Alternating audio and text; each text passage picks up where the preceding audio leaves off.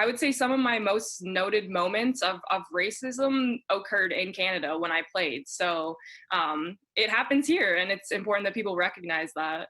That's 2020 Yale graduate Saroya Tinker, who has represented Canada on both the national and international stage of women's hockey. She's using her platform to educate and bring awareness to the racism she experienced playing hockey and the racial injustice happening across North America. I think that it's so important as women that we provide a space for other women to feel empowered and be positive in what we're doing. So I think that it's been very important for me to reach out and use my platform. A first-round pick in this year's NWHL draft, Tinker was happy to see the newly formed Hockey Diversity Alliance in the NHL, but couldn't help but notice there was something missing from the group created by current and former NHLers. There were no Black women on the list, so she reached out to one of the members, San Jose's Evander Kane.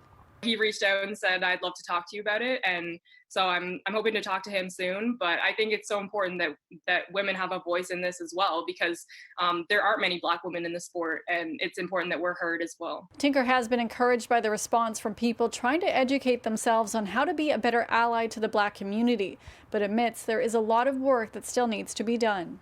There's definitely so much more we can do.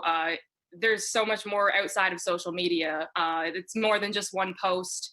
And it's more like the protests are more than a photo shoot, you know? So I think that it's important that we start putting our words into action, and that the leagues and whatnot start to reach out to their players of color and their Black players and get our input on what they can do next. Tinker told me she actually was looking to retire from hockey after her final year at Yale because she was made to feel that she didn't have a place in the rink.